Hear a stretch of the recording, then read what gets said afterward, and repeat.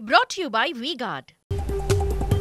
విశాఖలో CM Jagan bus యాత్ర ఎండాడకు చేరుకుంది. గోపాలపట్నంలో సీఎం జగన్ బస్సు యాత్రకు విశేష స్పందన లభించింది.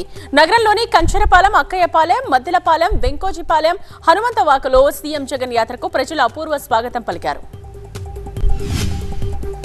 బస్సుపై నుండి ప్రజలకు అభివాదం చేస్తూ ముందుకు సాగారు సీఎం జగన్. భీమిలి నియోజకవర్గం ఎంవీవీ సిటీ ఎండాడ దగ్గర ఏర్పాటు చేసిన శిబిరానికి చేరుకున్నారు. రాత్రికి సీఎం జగన్ అక్కడే బస చేస్తారు.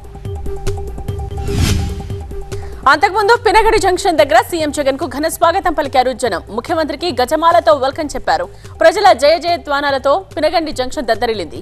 సీఎం సీఎం అంటూ వైసీపీ కార్యకర్తలు, అభిమానులు హోరెత్తించారు. స్థానిక ప్రజలను పలకరిస్తూ వాళ్ల సమస్యలు తెలుసుకుంటూ ముందుకు సాగుతున్నారు ముఖ్యమంత్రి. అటు బస్సు యాత్రకు జనం భారీగా తరలి వస్తున్నారు.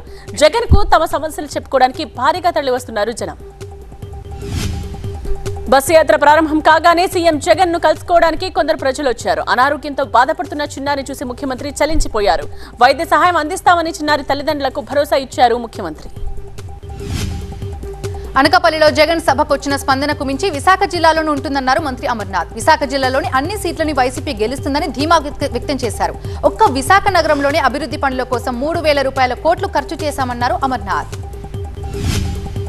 58 నెలల కాలంలో రాష్ట్రాన్ని ప్రగతి పథంలో పరుగులు పెట్టించామని నిన్నటి అనకాపల్లి సభలో సీఎం జగన్ ప్రసంగించారు. చంద్రబాబు హయాంలో ఏపీ 28, 29వ స్థానంలో ఉండేదని, కానీ తమ హయాంలో 5వ స్థానానికి ఎగబాకిందని గుర్తు చేశారు.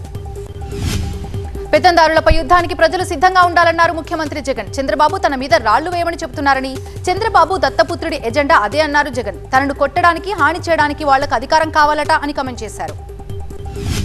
పొత్తుల కోసం ఎందుకు ఎగబడుతున్నారని కూటమి నేతలని ప్రశ్నించారు సీఎం జగన్. 10 మందిని ఎందుకు పోగేసుకోవాల్సి వచ్చిందని ప్రశ్నించారు ఆయన.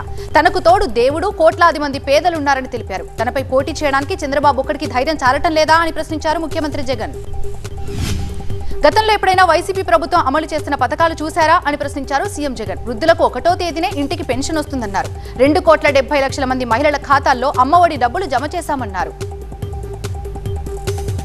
Brought to you by V-Guard.